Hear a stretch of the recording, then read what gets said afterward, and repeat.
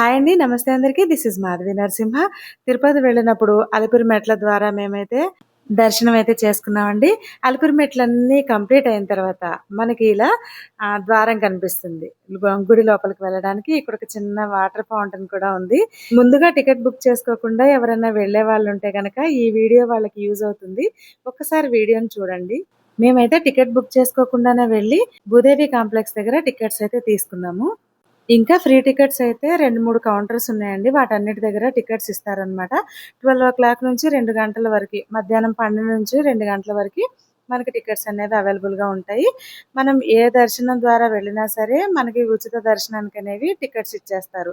ఇక్కడ బ్యాగ్‌లు ఇచ్చే కౌంటర్ అనమాట. ఇక్కడ బ్యాగ్స్ ఇచ్చేసి చిన్న జిప్పు ఫెయిల్ అయినా బ్యాగ్స్ అయితే తీసుకోవట్లేదండి. అదొక ఎక్స్‌పీరియన్స్ అయింది మాకు. దర్శనం అయితే బాగా జరిగింది. ఆ స్వామివారిని మనస్ఫూర్తిగా దండం పెట్టుకొని మళ్ళీ నెక్స్ట్ ఇయర్ రావడానికి ఆ స్వామి మళ్ళీ మాకెప్పుడు పిలిపిస్తారా అనుకొని మేమైతే వెనక్కి వచ్చాము. నైట్ ఆల్మోస్ట్ 11:00 అయిందండి. ఇక్కడ నుంచి 12 దాటితే గనక కిందకి మనకి బస్సులనేవి అలో చేయరనమాట. అందుకని జెప్పేసి మేము వెంటనే బయలుదేరిపోయాము. కానీ ఇప్పటికి 2, 3 సార్లు వెళ్ళాం కదండీ! ఎప్పుడు కూడా అన్నదాన సత్రంలో భోజనం చేయడానికైతే వీలు పడలేదండి. నెక్స్ట్ టైమ్ వెళ్ళినప్పుడు ఖచ్చితంగా అక్కడ భోజనం చేసే రావాలనైతే అనుకుంటున్నాము. ఈసారి తిరుపతి వెళ్ళినప్పుడు కొన్ని కొన్ని ఎక్స్‌పీరియన్స్‌లయితే మాకు కలిగాయండి. వాటన్నిటిని ఈ వీడియోలో మీకు నేను చెప్తాను. యాక్చువల్‌గా ఏంటంటే ఎవరైనా అలిపిరి మెట్ల మార్గంలో వెళ్ళాలనుకునేవారు ఆఫ్టర్‌నూన్ 2:00 లోపే మార్నింగ్ 5 గంటల తర్వాత చిన్న పిల్లలు ఉన్న వాళ్ళైతే ఆ టైంలోనే అలౌ చేస్తారు.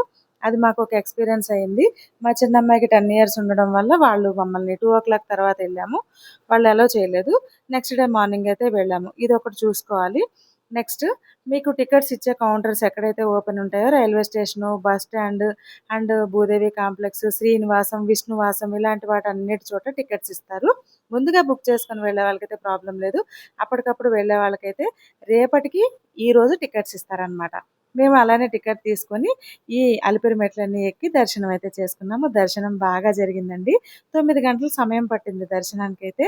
ఇక దర్శనం అయ్యాక ఇలా ఘాట్ రోడ్‌లోనైతే మా ప్రయాణాన్నయితే కొనసాగిస్తున్నాము. అదే వీడియో మీకు నేను అప్‌లోడ్ చేస్తున్నాను. ఘాట్ రోడ్‌లోనైతే మాత్రం జర్నీ చాలా బావుంటుందండి. డేలో కంటే నైట్ మనకి వ్యూ చాలా బాగా కనిపిస్తుంది. తిరుపతి సిటీ అంతా కూడా ఇలా లైటింగ్‌తో కనిపిస్తుందనమాట. చూస్తున్నారు కదా ఎంత బావుందో. నెక్స్ట్ ఇంకోటేంటంటే చుట్టుపక్కల టెంపుల్స్ ఉంటాయండి. వకులామాత టెంపుల్ ఉంటుంది. అంటే తిరుపతికి 10 కిలోమీటర్ల దూరంలో ఉంటుంది. పేరూరు బండపై ఉంటుందండి. ఆ వీడియో కూడా అప్‌లోడ్ చేశాను నేను. నెక్స్ట్ తిరుచానూరు పద్మావతి అమ్మవారి టెంపుల్ ఉంటుంది. తిరుపతికి ఒక 5 కిలోమీటర్ల దూరంలోనే గోవిందరాజస్వామి టెంపుల్ ఉంటుంది. వరదరాజస్వామి టెంపుల్, నెక్స్ట్ చుట్టుపక్కల చాలా చాలా చిన్న చిన్న టెంపుల్స్ ఉంటాయండి.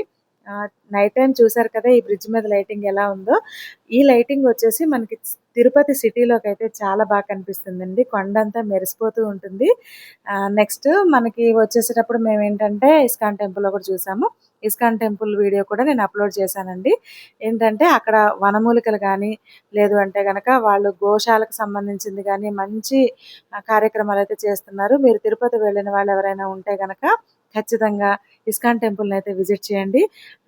ఈ ఘాట్ రోడ్‌లో ప్రయాణం అయితే చాలా బావుంది. నెక్స్ట్ మేమైతే కిందకొచ్చేసాము. ఇక్కడ మనకి వెళ్ళేటప్పుడు గూడా అలిపిరి మెట్లు ఇక్కడి నుంచే వెళ్తామనమాట. దింపేటప్పుడు గూడా ఇక్కడే దింపుతారు. నార్మల్‌గా వెళ్ళాలనుకునే వాళ్ళైతే మెట్లేమి ఎక్కకుండానే అంటే ఇంతకుముందు శ్రీవారి మెట్టు ఎక్కినప్పుడు శ్రీవారి మెట్టు దగ్గర క్యూ కాంప్లెక్స్‌లో మేము టికెట్లు తీసుకున్నాము. అలా కాకుండా ఇప్పుడేంటంటే తిరుపతి సిటీలోనే టికెట్స్ అన్నీ ఇష్యూ చేస్తున్నారు. ఆ టికెట్ తీసుకొని మీరు శ్రీవారి మెట్ట నుంచి ఎళ్తారా, అలిపిరి మెట్ల నుంచి ఎళ్తారా, లేదంటే బస్సులో వెళ్తారా? ఎలా అయినా వెళ్ళొచ్చు. కానీ దర్శనానికి ఒక గంట ముందు మీరక్కడ క్యూ లైన్‌లో ఉంటే చాలు.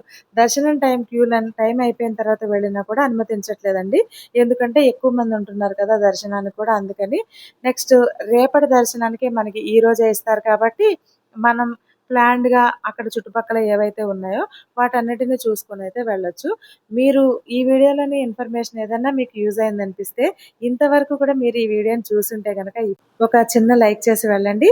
అండ్ నా ఛానల్‌లో కుకింగ్ అండ్ ట్రావెలింగ్, షాపింగ్ ఎక్కడికైనా వెళ్ళినప్పుడు విశేషాలన్నీ కూడా నేను నా ఛానల్‌లో పోస్ట్ చేస్తాను.